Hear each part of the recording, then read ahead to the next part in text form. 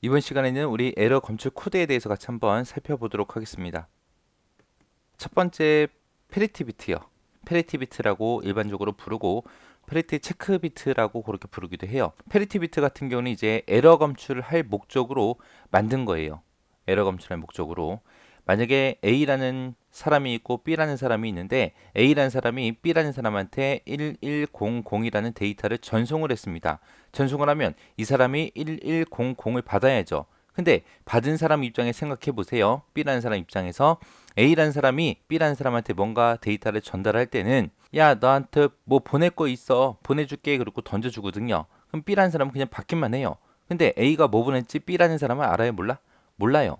근데 이런 데이터를 받았어요. 그러면 이 데이터에 오류가 있어요? 없어? 모르는 거예요.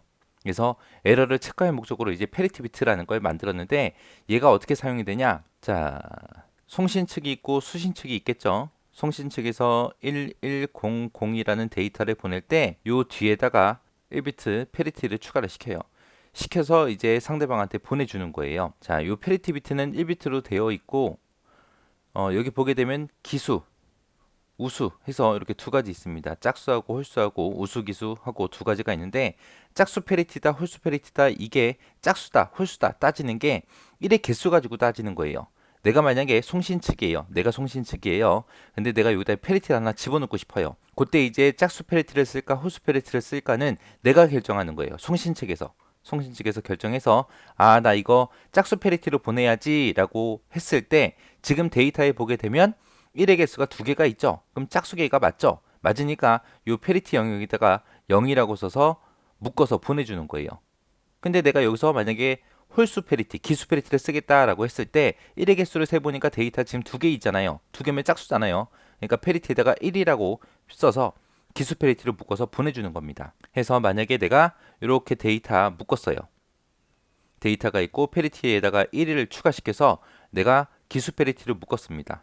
묶어놓고 이제 상대방한테 던져줄 때, 야, 나 이거 기수 페리티를 묶었어! 라고 얘기를 하고 던져요. 던지면 상대방은 데이터를 이렇게 받겠죠. 이렇게 받았을 때, 이제 상대방이 나한테 데이터를 보내줄 때 기수 페리티를 묶었다 그랬으니까 이걸 풀어가지고 진짜 1의 개수가 홀수개가 맞는지 확인하는 거예요. 그래서 홀수개가 맞다 그러면 에러가 없네 라고 그렇게 판단을 합니다. 근데 만약에 중간에 오류가 생겨서 이게 숫자가 1로 변했어요. 근데 상대방은 기수 페리티를 보낸다 그랬죠. 근데 개수를 세보니까 기수개가 아니에요. 홀수개가 아니라 짝수개예요. 그러면 이거 오류가 있네 라고 그렇게 판단하는 겁니다. 근데 만약에 요 뒤에 있는 0도 만약에 1로 변했다고 생각해 보세요. 요 두 개의 데이터가 변했어요. 두 개의 데이터가. 근데 상대방은 분명히 기수를 묶어서 보낸다 그랬죠. 그래서 내가 받아서 1의 개수를 세보니까 기수계가 맞아요. 맞으면 지금 수신 측에서는 오류가 없다라고 판단해요. 근데 실제로는 오류가 두 개가 생긴 거죠. 그래서 페리티의 그게 단점입니다.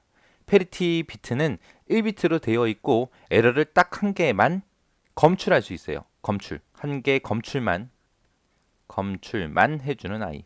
에러가 있다 없다 그것만 알려주는 아이가 우리 페리티예요.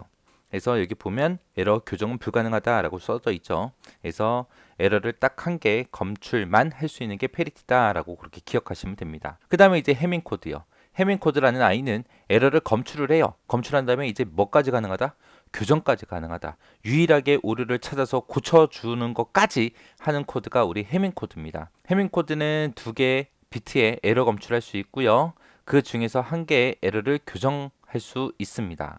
그래서 해밍 코드가 요게 좀 특이한 코드예요. 다른 것들은 이제 에러를 찾아만 주는데 얘만 유일하게 교정까지 해줘요. 그 다음에 이제 순환 중복 검사 CIC요. CIC라는 게 우리 순환 중복 검사라고 그렇게 불러요. 얘는 미리 정해진 다항식을 적용시켜서 오류를 검출하는 방식이에요. 송신 측에서 이제 데이터 프레임에다가 에러 검출을 하기 위한 FCS라는 걸 추가를 시켜요. 추가시켜서 전송을 하면 수신 측에서는 그 프레임에 추가된 FCS를 검사해서 에러가 있냐 없냐 그거를 판단하는 겁니다. 그게 CIC라는 아이요. 여기서는 중요한 말이 요 미리 정해진 다항식을 쓴다 요 말이랑 그 다음에 프레임에다가 FCS라는 걸 추가해서 하더라. 프레임에다가 추가시켜서 그렇게 보내더라. 그래서 FCS를 검사해서 에러를 검출한다. 그것만 잘 기억하시면 됩니다. 그 다음에 이제 블록 합 검사, BSC라고 그렇게 부르는 블록 합 검사요.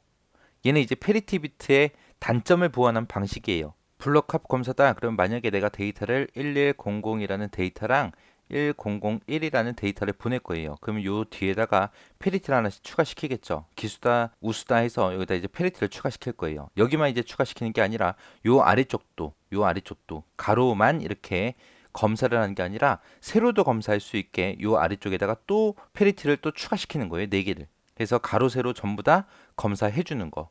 그래서 짝수계에 오류가 발생해도 얘는 찾을 수 있게 그렇게 페리티의 단점을 보완한 방식이에요.